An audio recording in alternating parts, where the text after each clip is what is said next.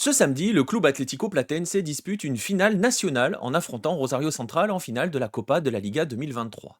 Des lumières que le club que l'on surnomme le Calamar n'est pas habitué à connaître, mais qui lui rappellent qu'il y a 80 ans, il laissait filer un titre pour une histoire de corner. Bienvenue dans le deuxième épisode de la troisième saison de temps additionnel.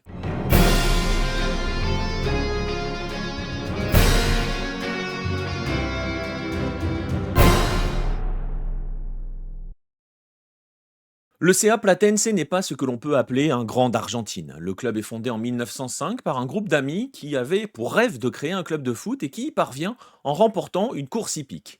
Le cheval sur lequel ils avaient misé venait du Hara Platense, ce qui laisse ce nom au club, et le jockey qui avait remporté l'épreuve était alors habillé de blanc et marron, ce qui va évidemment donner les couleurs au club même si les toutes premières saisons se font en maillot rouge avec des manches noires. En 1908, le club jouait dans un stade souvent inondé, et donc souvent aux limites du praticable et très boueux, et il se disait alors que l'équipe n'était jamais aussi forte que lorsqu'elle jouait sur ce terrain boueux. C'est ainsi que Palaciosino, journaliste de l'époque, écrit à leur sujet qu'ils sont comme des calamars dans leur encre. Il n'en fallait donc pas plus pour que le calamar devienne le surnom du club. Le club ne brille pas par ses titres, il est 9e de la table générale à l'issue de l'ère amateur. Sa meilleure performance reste une deuxième place en 1916 derrière Racing et une finale perdue en Copa Honor contre Independiente en 1918. Mais il est cependant l'un des membres fondateurs de la Ligue professionnelle.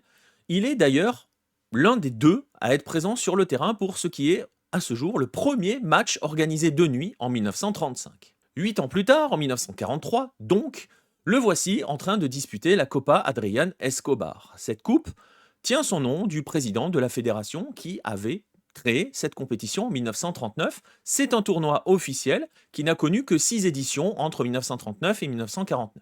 Et c'est une compétition bien particulière, puisqu'elle concerne en effet uniquement les 7 premiers du dernier championnat, les 7 meilleures équipes du dernier championnat. Le champion entre quant à lui directement en demi-finale, les 6 autres doivent passer par une case quart de finale. Jusqu'ici, rien d'original. L'originalité, elle est ailleurs, elle est notamment dans le format, puisque la compétition se déroule sur 3 jours, en fin de semaine. 3 jours, me direz-vous, pour des quarts, une des demi et une finale, c'est un peu court. Alors comment est-ce possible?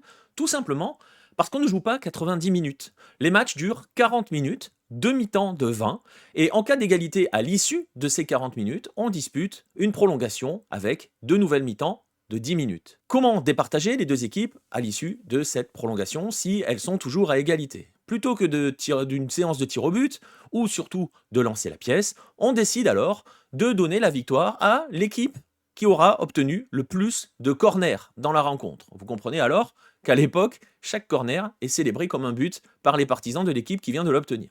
Pour cette édition 1943, donc, Platense a le droit de la disputer puisque le club a terminé à la 7e place du dernier championnat. Il entre donc en quart de finale, élimine Estudiantes et va affronter en demi-finale le champion sortant, Boca Juniors, qu'il élimine déjà grâce au corner, puisque à l'issue du temps réglementaire, il y a un but partout, mais Platense a obtenu 7 corners contre 3 seulement pour Boca et donc gagne sa place en finale. Face à lui, Huracan. Huracan a terminé 4e du dernier championnat, mais surtout est le tenant du titre dans cette compétition. Il a sorti River en quart de finale, Independiente en demi-finale.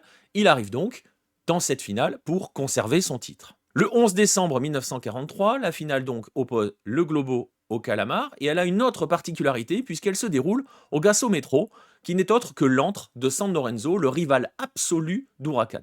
À l'issue des 40 minutes, aucun but n'a été marqué, 0-0, donc les demi-temps de prolongation ne donnent rien. Il faut donc départager les deux équipes au nombre de corners. Et à ce petit jeu, c'est Huracan qui s'impose 4 corners à 1 et conserve son titre. Huracan, donc, devient la première équipe avec 2 titres. Elle reste de toute façon à tout jamais la seule équipe à avoir décroché 2 titres, puisqu'il n'y aura que 2 autres éditions de cette compétition par la suite, mais surtout devient le premier vainqueur d'un tournoi national sur un critère qui n'est autre que le nombre de corners obtenus.